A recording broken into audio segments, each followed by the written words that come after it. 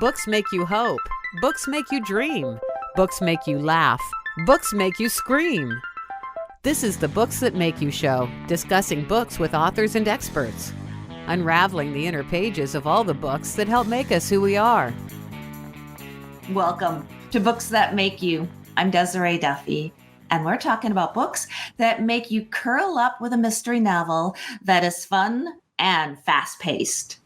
Nothing beats a book that makes you want to pour a cuppa and cozy up by a rainy window while the fireplace crackles. And that's what author Donalee Moulton delivers in her mystery novel, Hung Out to Die. In it, Riel, raised in Santa Barbara, California, has been transplanted to Nova Scotia, where he is CEO of the Canadian Cannabis Corporation. It's business as usual until he finds his world hanging by a thread. Actually, several threads, and it doesn't take the police long to determine that all is not as it appears. And that includes Riel himself. Ooh, we just love mysteries like this when you get pulled into a world where the main character just can't help but find himself into a situation that he can't control. And also, he can't resist the urge to hunt and catch a killer, because in this book, apparently, resistance is futile. Donalee is a professional writer and freelance journalist based in Halifax, Nova Scotia. Her byline has appeared in more than 100 publications, including The National Post, Chatelaine, Maclean's, The Lawyer's Weekly, and Canadian Business. This is her first mystery novel, Hung Out to Die, and it was published earlier this year. She is the author of The Thong Principle as well. The Thong Principle, saying what you mean and meaning what you say. And she is the co-author of Celebrity Court Cases, Trials of the Rich and Famous. Her short story, Swan Song, was one of the 21 selected for the publication in Cold Canadian Crime, an anthology published by the Crime Writers of Canada. Wow. Donalee, welcome to the show. Thank you for having me. Glad to be here. I'm excited to talk to you. So this is your first mystery novel, and we'll talk about your other books too, but I really want to dig into it because I think this time of the year, especially when it starts to get a little chilly in the air and we're curling up inside, we love a good mystery. So can you, much more eloquently than I did, set the stage and tell us what's going on in your book? Well, I think, and you set the stage wonderfully, thank you. But I think the interesting thing about the main character, Riel Brava, is that you're right. He's been transplanted from the US to Canada, and he's trying to understand what life is like here in Nova Scotia. He's also been uprooted and put into a new role as CEO of a cannabis corporation. And the cannabis industry is new in Canada, only the second country in the world to legalize marijuana. So there's a lot of unfamiliar ground for Riel. And what makes that unfamiliar ground so tenuous is that Riel is a psychopath. Now, he's the good kind of psychopath, if there is such a thing, but he's not the killer, blood and guts and gore. He's not Hannibal Lecter. He's the kind that makes, in fact, sometimes a very good CEO. Someone who is focused, someone who is charming, someone who can concentrate and get the job done, but someone who does not have a lot of empathy or a lot of concern for other human beings. So Riel is always very careful not to give away what he really is in his heart and in his brain. That's fascinating. Riel reminds me, like you say, of so many real world folks out there who are very successful.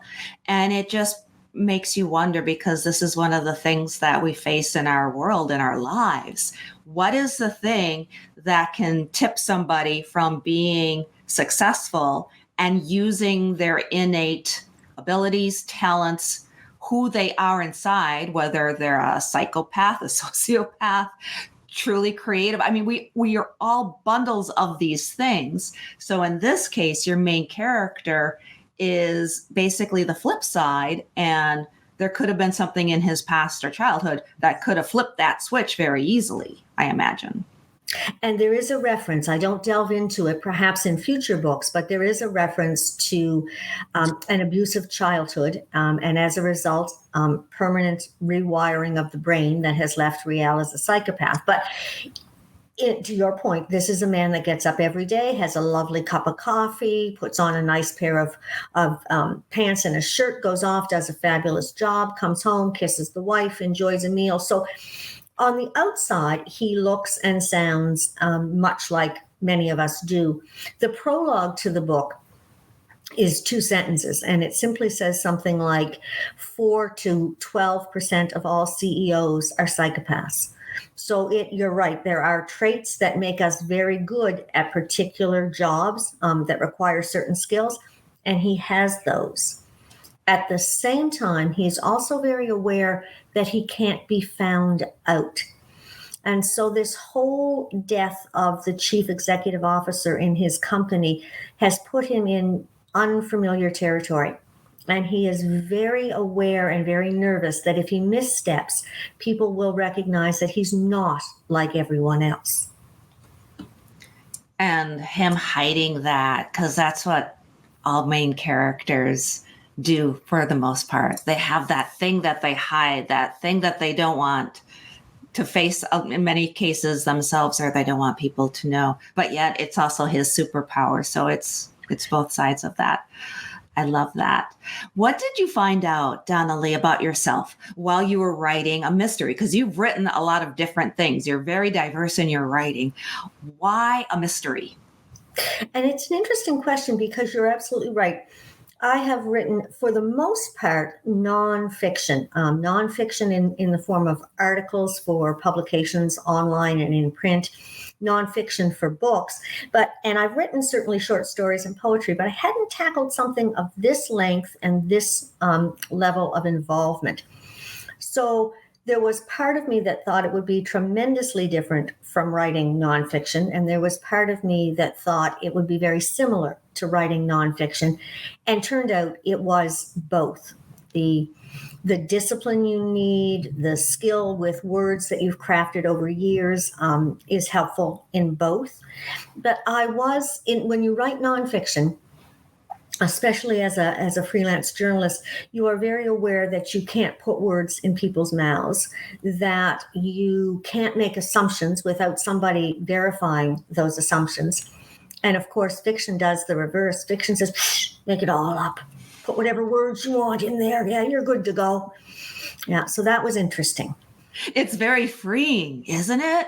It's almost as if you've been unleashed. As a nonfiction writer or a journalist, you're right. You got all these rules you got to follow. And oh my goodness, if you don't follow them, it could be devastating.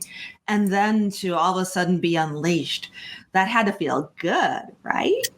It did. I mean, and it was fun, which is interesting because while we all enjoy writing and it's why we do this, it's not always fun. The overlay, of course, is that as you're putting words in Riel's mouth and all the mouths of the other characters, it still has to be in keeping with that character. So Riel is never going to say, yo, dog, how's it hanging? Right? That's just not going to come out of his mouth. And so it means as the writer, you have to know the character. But of course, as you start to write the book, you don't know the character because the character's a shadow. They're not fully formed yet. And so as you get further into the book, you get a greater sense, oh no, he wouldn't think that, or he wouldn't do that, or he wouldn't wear that. And of course, that's the revision phase. But it's also how characters develop in ways that you didn't expect them to develop. And you bring a certain sense of fun and humor to your writing as well. How do you interweave something? Because this kind of sounds serious and heavy, and the mystery part of it is, very intense. And then you bring in some levity with humor, right? I do. And I did not intend to do that. And every once in a while, I find myself writing a sentence and I'd grin. And then, another few pages and there'd be a sentence and I'd grin. And finally, I stopped grinning and saying, okay, well, humor is going to be part of this. but you have to be careful. There's a scene in the book where the Norm Bedwell has died. He's the chief executive officer. His son's name is Bran, and Bran initially confuses Riel. He says to the HR director, he says, "Bran like a muffin?" And she says, "No, Bran like Bran from Games of Thrones." And he said, "Oh, really?" But then, of course, the first time he sees this kid, he thinks, "Oh, I must say hi to Muffin." And then he goes, No, damn it, Bran. I thought that was just hilarious. I laughed and laughed. Cheryl in my office, who edits and rereads and edits again for me, looked at me and said, "Not that funny." Yeah. So you do get caught up in your own. You've got to find that distance. Is this true to the character? Is this going to the reader? And in the case of humor, because I can see Riel and I can hear him saying it, and I know him well enough that I think this is very, very clever. But you have to be sure that it's actually going to be clever to someone who isn't in your shoes as the writer. You do have a very dry, witty, a little bit off the cuff, an unexpected sense of humor, Donalee. I must say that. So I can understand exactly what you mean. You joined us for the Book Fest a while back, and you were talking then about the Thong Principle, and your presentation during the Book Fest was just delightful. And you did have little zingers in there that, did she just say what I thought she said? Could we talk a little bit about the Thong Principle, if you could? Absolutely.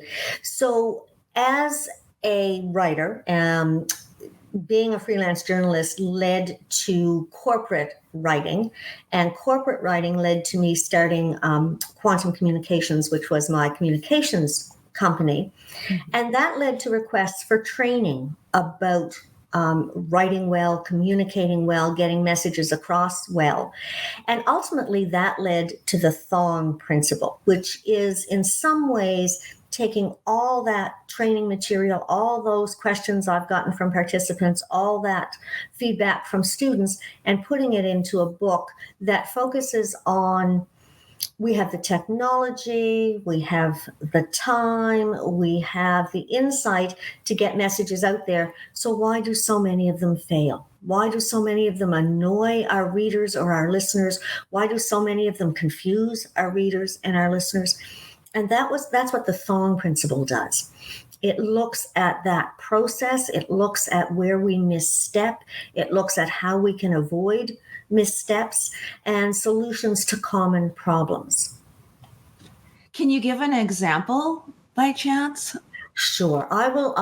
One of the things that the Thong Principle talks about is that we often elevate language, right? Mm-hmm. There's a joke that's very common in communications textbooks. There's a little fellow running through an office, and he's yelling at the top of his lungs, conflagration, and no one is moving. They're looking at this little fellow like he's got 3 kids and he's out to lunch.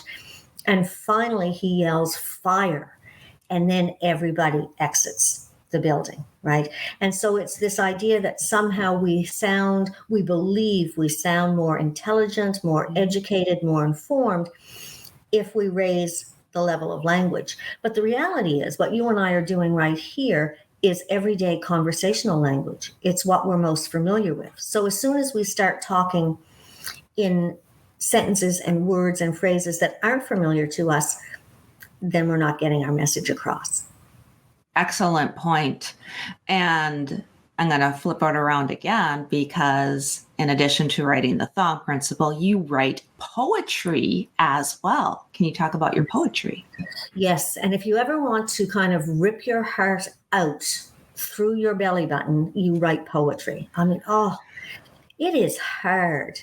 And it is usually very personal. Something of all the things you could write about, this one thing has spoken to you.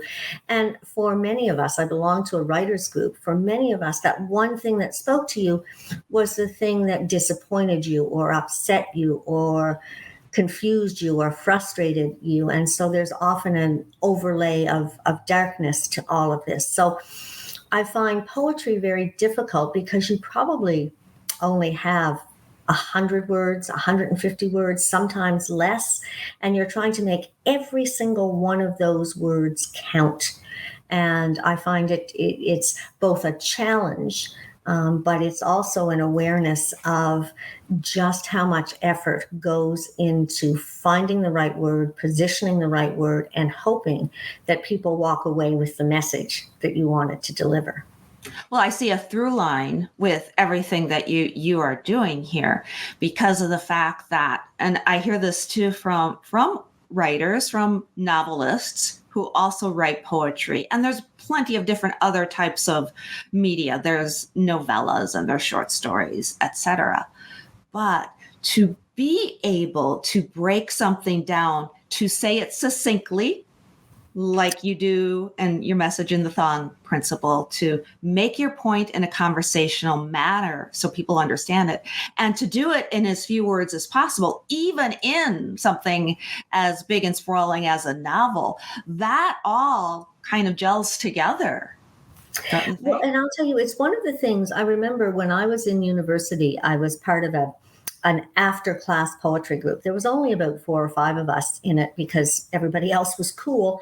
But I remember one time the prof said to us, I want you, for next week when we meet, I want everyone to write a sonnet. And there was this collective sigh. It's like, oh my Lord, no one's written a sonnet since Shakespeare, and why would we bother? And that's just ridiculous. And his point was, it was about challenging yourself as a writer.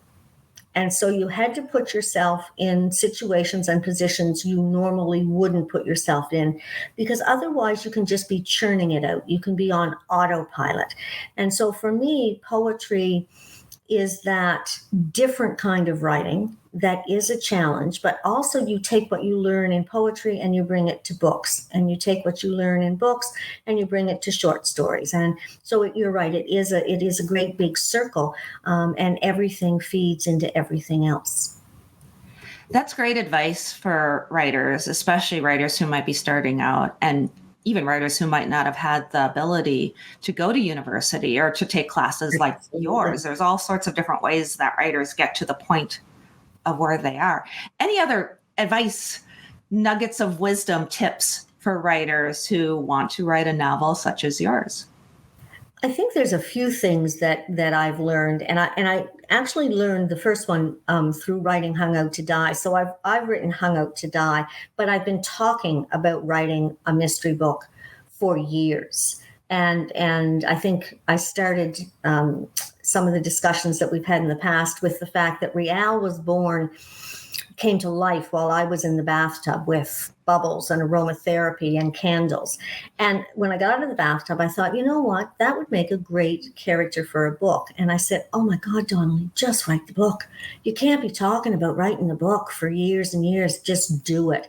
And so I think that sense of, well, I have to be ready, or I have to have time, or, well, as soon as I get through this project, I think those are all important parts of our life. But I think from a writing point of view, we simply have to write. And I think the other thing that writers don't like, but we really need to do, is we need to get feedback on our writing. And we need to get feedback from people who don't love us and won't tell us that it's absolutely perfect, because we're absolutely perfect. I think that's one of the best pieces of advice you could give. And I'll piggyback on that, if I may. Your 6th grade English teacher, folks, your aunt, your uncle who wrote a book back in 1965. Yes, they're going to say great things about your writing. Yes, they might help you edit some grammar mistakes, but having those professional or at least beta readers who don't know you, and even if you have to pay a few bucks to have them read your book and give you some honest feedback. And that developmental editing, I see that, Donalee, is probably one of the biggest missteps that new authors make, is they don't realize that by editing, that a developmental or a content editor a lot of times will help with some of the bigger issues of the story or the plot or the characters, and that copy editing, the grammar and the syntax and all of that comes down the road. So I think what you said there, I just want to underscore it because I feel it's so important that you do need, it's almost like you need a team or a tribe. And you mentioned you have your own editor working with you as well.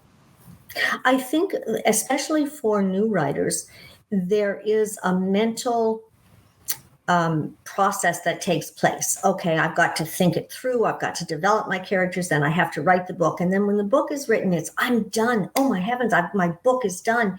And once you've written for a while, no, the book isn't anywhere near done. The draft is done, but now things have to happen to the draft. And so you're far along, and that's great, but you have much further to go. Yeah.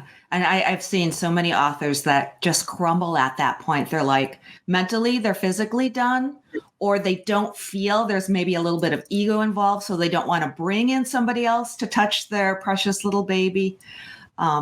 You're absolutely right. And we could go on and on about that. But now, Donalee, I got to swing it around on you again because you've written, or co-authored, I should say, a book as well. I'm going back a little bit about celebrity court cases. Can you talk about that? Celebrity Court Cases was a book that was actually commissioned.